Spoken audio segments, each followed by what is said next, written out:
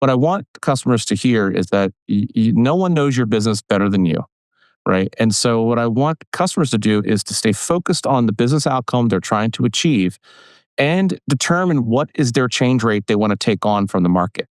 Because you don't have to accept every new thing at every moment because that creates uncertainty and a lot of times the execution of the business. So I really recommend customers to feel confident in knowing that they know their business better than anyone else and to take a very intentional approach to how fast they want to accept change from the technology ecosystem.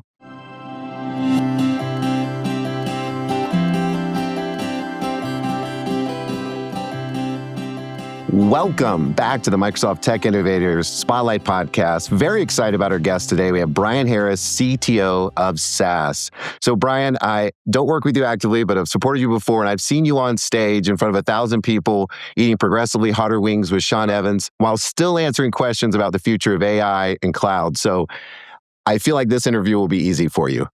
Well, first of all, first of all, thank you for having me. Second of all, that was still like a peak moment for me in my career. I never thought I would say that out loud, but eating hot wings with Sean Evans, 100% one of the best things I've ever experienced in my career to date. So that says something. And I mean this, it was truly impressive to watch, and I'm glad it wasn't me eating the hot wings. So let's start with a relatively context-setting question around AI. This is not a new space for SAS, and you support customers in solving complex business problems with analytics and AI. Where do you feel we're at right now? Where's our current state with AI? Well, I think we have to start off with why are people so excited about AI in the first place? Because it's just it's almost taken up all the headlines across pop culture as well as the technology space. So, and I think it comes down to the fact that companies today, like they always have, keep creating exponential amounts of data that is outrunning our ability to make sense of it. And as a result, as we know historically, technology has always been used to help humans gain an advantage on this explosive amount of data that we're all generating. And AI is just the next iteration of that capability, of another technological capability to really scale human observation and decision making. And I think that, to me, is what is so important about this moment. And there's a phrase that I've always heard in the market, which is a true one for me over the years, is that a lot of people spend 80% of their time, gathering data, and then spend 20% of their time analyzing it. And with AI, we feel like this is the first time in history where we can actually flip that ratio and really, really gain an advantage against this growing amount of data that we're dealing with in the enterprise. So, and you can apply that across every industry you can imagine in the market. That's why everyone's so excited about it. Yeah, absolutely. I know there's a lot of excitement, and you mentioned, first time in history. With that, it also is anxiety inducing for people. And I know you've recently wrote a blog about kind of this very scenario right now and the human impact of AI. And you took a little bit of a counter view than some, maybe the tech sentiment, that this is really a chance to invest in people. Could you explain why you think that's important and why this is creating that kind of moment right now where AI can actually create investment in people? Yeah, thank you. I appreciate the chance to talk about that. I labeled it as a pretty controversial title. It's called "Will Capitalist or Capitalism?" I mean, it's pretty. It gets your attention. We'll come up with a spicy title for this episode. Let's see. Well, I mean, I felt like this is what I'm hearing, right? And I had a chance to be at Davos, and I, obviously read all the time about this market, and everyone's talking about how there's a small group of people who are telling us the future is basically all knowledge workers will be out of a job, and we're going to wait, and we'll be sitting at home waiting for our UBI checks, and our robots will be cleaning the houses. And I just think this is just it's a nonsense conversation to me. It's just. Humans have always created derivative insights and knowledge from every technological innovation. And some would argue that AI can be smarter than humans. You hear Dario say things like, we've got a nation of geniuses in a data center. It's like, I get that. But once everyone has that capability, then the humans are there to overlay their insights, their creativity, and all the things that they can do, that we can do, to go create new solutions to problems that are really, really hard pressing. The thing that I really wanted to cover off on in my blog is that if you're going to disrupt the workforce, right, which is fine, we get that. Technology has always done that. but it needs to be a net positive for society. And that means that economies need to grow through this, communities need to grow through this, and people, frankly, need to grow through the change curve. But if you just think of your business as holding a constant value, like, all it does is this function today, and you see AI as just a cost takeout measure, then yeah, you could go and eliminate a bunch of jobs and enjoy a bunch of improved margins for your business. But your business is going to be at risk. That's really what I want people to hear, is that when everyone has got the same set of tools and capabilities, you have to invest people through the transition because you're now competing on a new value function for your business. And so the whole premise of that blog was really around invest in your people through this transition, because that's going to build a more resilient business that really will thrive not only through AI, whatever the next transition of technology is going to be. And as a company, we're celebrating our 50th year in business. Microsoft, you celebrated yours last year. And I think as two companies that have been in the business and have created durable, sustained value, I think this is a very a well-informed position to take in the market and during this time, especially. I love it. And just to timestamp, we're having this conversation March of 2026. I feel like it changes so fast, but there is a lot of anxiety right now, but there is a lot of promise of opportunity. And I know one thing you're excited about with AI is that I don't think you were ever really happy when it was just in the assistance phase. But now that we're moving to more agentic and goal-oriented workflows, where do you see the biggest impact for enterprises? Well, I think we got to first start, you got to talk about this trusting, right? Everyone's talking about trust in AI, right? And I think when you start there, let's talk about the personal experience with AI.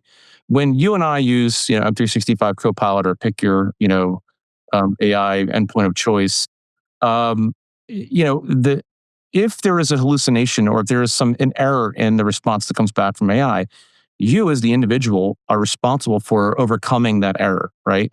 And so when you say you have to report back an answer to a colleague or a boss, your job is you are trusted to provide and accountable to the result that you're sending forward to your colleague.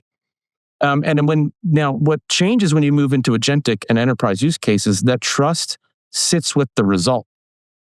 Because when you're using agentic AI, you're typically trying to break down barriers of data silos as well as organizational boundaries to execute a workflow in a much more efficient manner. Well, I can't trust the process if I can't trust the results.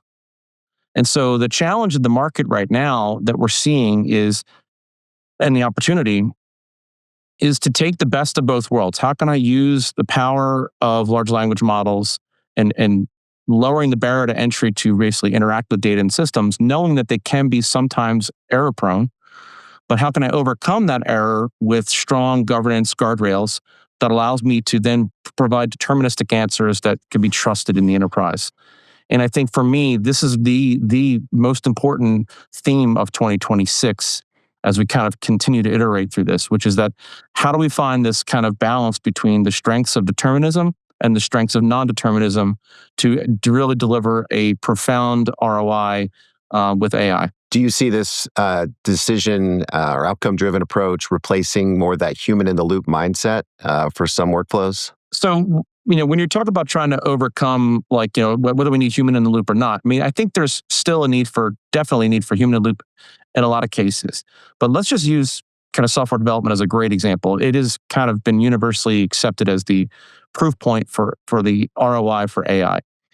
And the way SAS, we've kind of defined it is that really for a given workflow for coding, it's a design, execute, verify, and validate. These are like the four phases.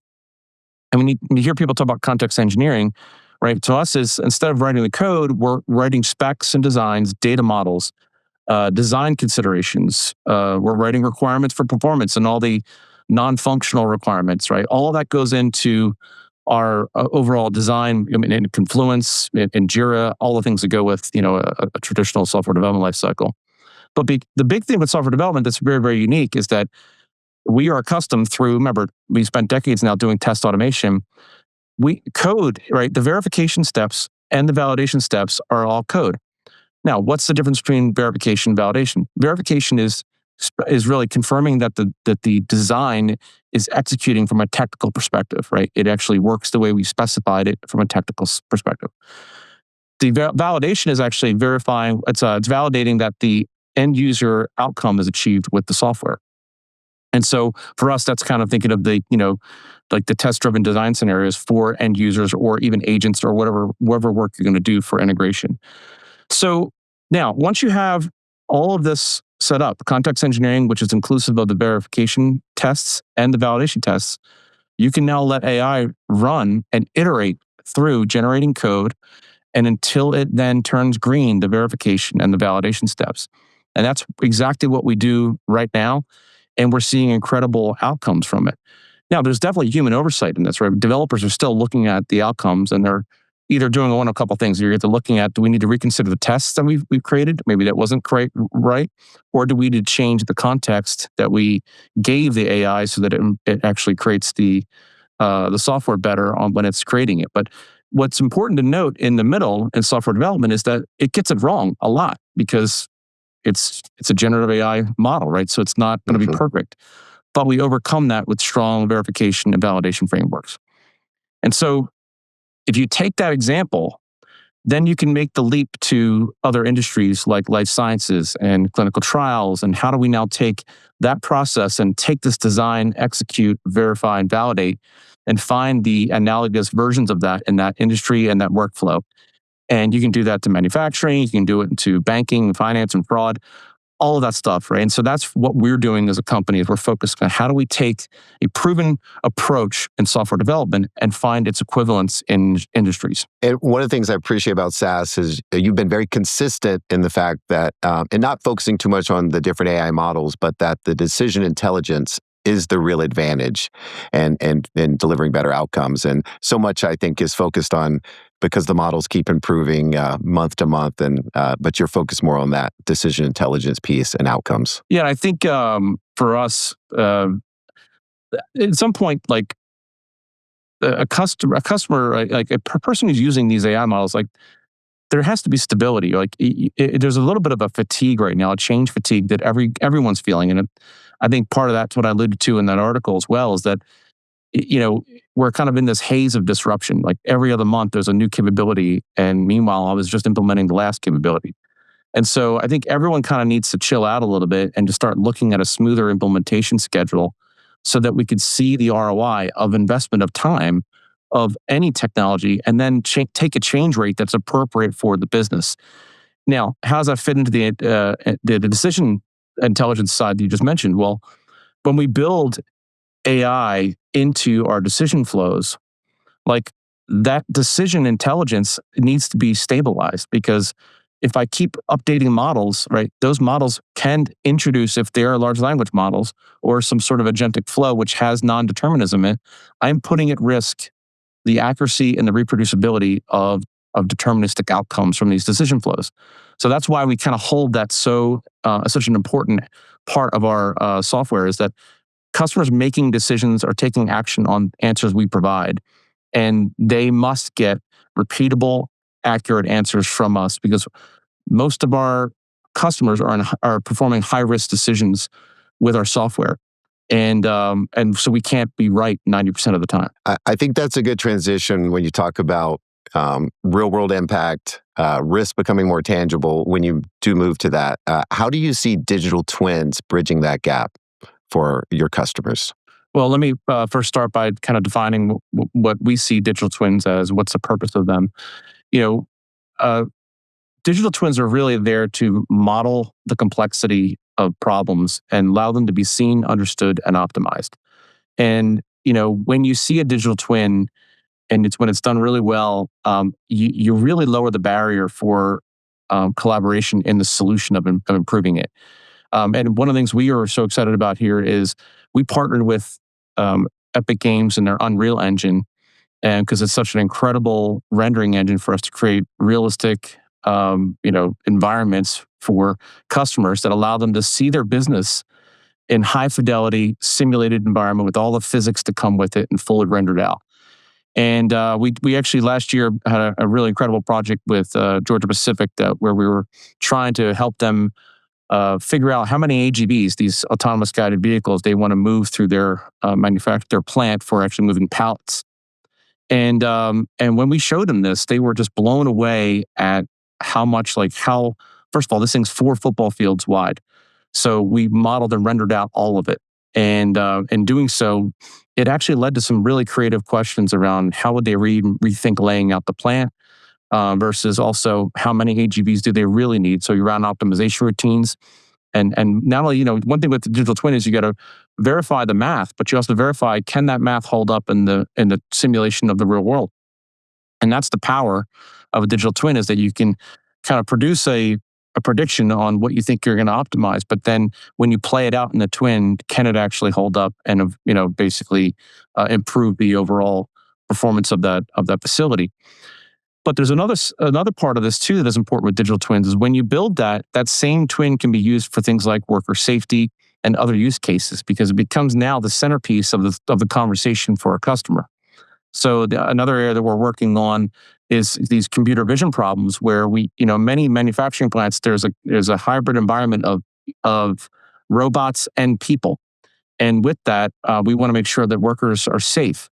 And so we've been able now to use digital twins to create computer vision models to detect when workers are either taking an unsafe action, like without their protective gear, or they're doing something that's inappropriate for the environment they're in, or that they're at risk for a robot collision or something like that. And so all of that now is being built through a computer vision model through our digital twin capability. So you can think of that the digital twin not only about solving the traditional optimization type problems for a workflow or a facility, but we're also creating synthetic data that allows us to create computer vision models for worker safety and other types of computer vision outcomes as well, quality and things like that. So we're really, really excited about all of that. And we have a very strong demand from our customer base on this, because once they see it, it's kind of igniting their imagination of what they could do in their business with digital twins. Yeah, and I know you, as you think through areas of investment, you've also invested in synthetic data generation too. Is that mostly to address privacy and data scarcity in some of the markets you serve? It's funny. We first started out with synthetic data generation is mostly around model performance improvement, because what was happening was that we would see that, like for instance, in AML and fraud have data sets that have rare events. So if you think of just rare events, say there's a billion transactions in a bank in a month, there might be less than 0.2% of those that are fraudulent, or whatever the number may be. When you run models, like even machine learning models, on that kind of they call this imbalanced data, they struggle to work effectively when there's not enough signal. That is, in this case, the fraud transaction.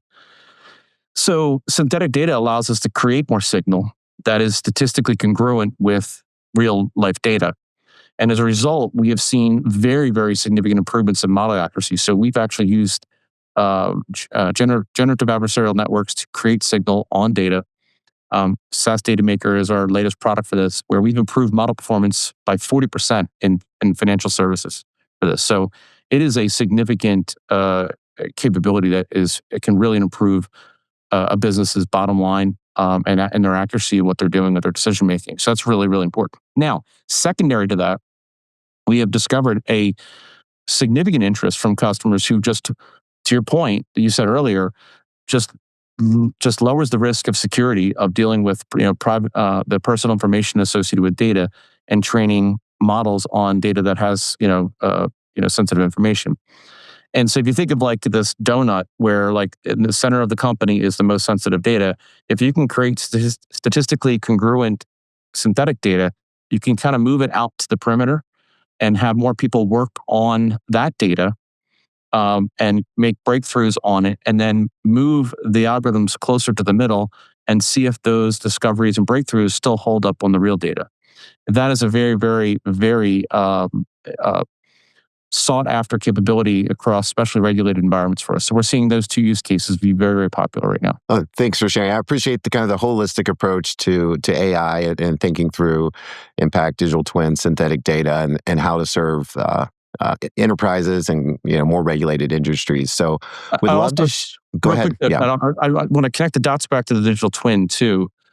Digital twin is also a great synthetic data environment. This is something we've also learned with our customers. So we have, when you build a manufacturing plant in a digital twin, and for us, we've partnered with Epic Games and under Unreal Engine. We can create synthetic environments where we can put characters in those environments that are diverse in their representation and simulate dangerous actions or dangerous activities. And then what we do is we feed that to a video, a computer vision model that then we train on those dangerous movements, if you will. And in doing this, we are able to create models that were either logistically impossible to materialize or they're economically impossible to achieve. And so we have customers now where we are using the Unreal Engine to simulate their environment, create computer vision models, and we hand the models back to them, and they perform much more improved in the real world because they now have a model that has seen more scenarios that they would have seen otherwise in the plant. The phrase I used in the past was, we don't want a computer vision model in the case of worker safety. We don't want it improving at the rate of injury. We want to simulate the potential for injuries and in a digital twin, and then use the model to prevent the actual injury in the real world. And that's something we're doing today, and we're really excited about that. I appreciate that. And I know we've talked a lot about the current state of AI, but just forward looking a little bit. And one of the things that I've heard you speak about early, and I think it's become a hot topic recently, is quantum.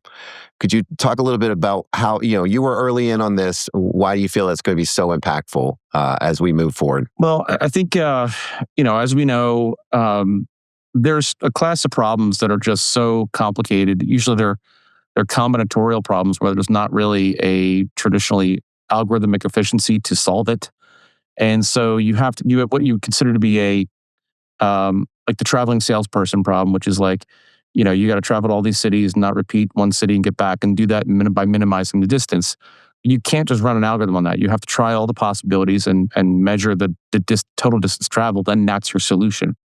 So if you take that example, there are so many problems in the real world and across industries that have this combinatorial problem where you have to try all of them or as many combinations as possible.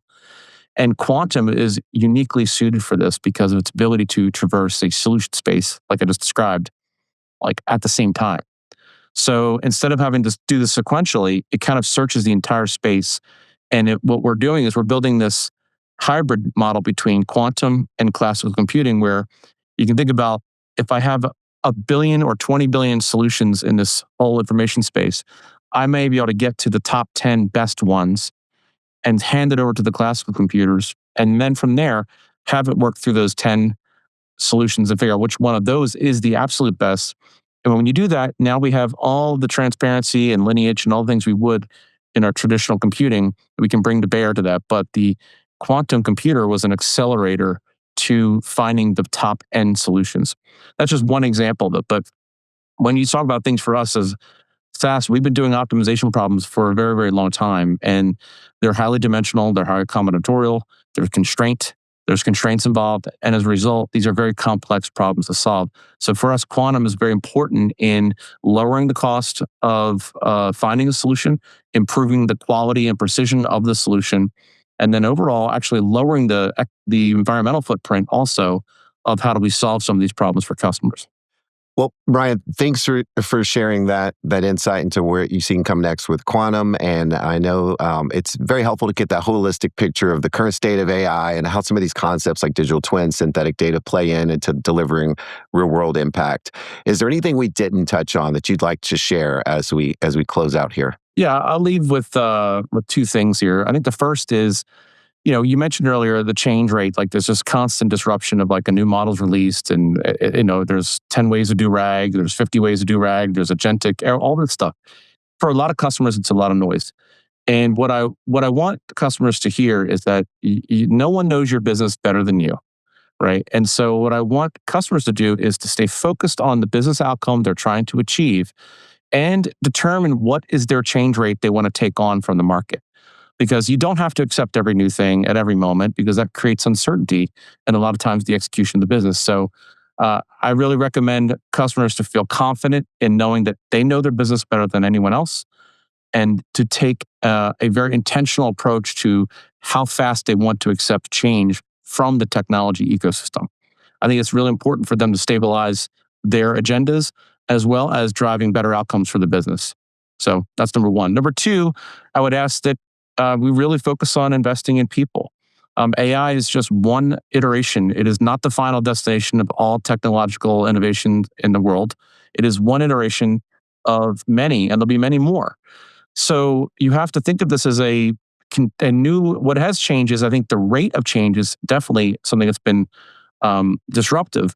But the way you overcome that is you invest in people through this change. Because everyone is going to have the same tools. They're going to have the same AI. They're one prompt away from the same knowledge as you are.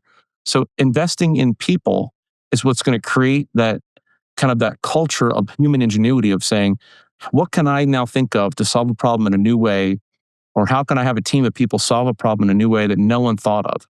And that to me is what's most important. And I would just say, we are all, Chad, myself, very grateful for what we've been able to do, be successful in this market. We owe it to the next generation to show that we care and invest in them so they can then, grow in their careers like we did. And I think that's really important. Yeah, love that. Grounding in business outcomes and, focusing on people. And if you spend enough time on X, you would think AI was the end-all destination. So sometimes it's good to have that perspective and be thoughtful from a corporate standpoint about how we give those that are new to the workforce an opportunity, even when some of these entry-level jobs may be assisted by AI and looking, and then that kind of human capital-centric approach. So appreciate that, Bryan. You got it. All right. Well, thank you for joining us today. It was a thoughtful and engaging conversation. Really appreciate it, and look forward to seeing what SAS does next. All right. Thank you, Chad. Thank you. Thanks for listening to the Microsoft Tech Innovators Spotlight podcast. Subscribe on your favorite podcast platform to stay connected for more episodes where we continue to uncover the stories that are shaping the future of AI and technology.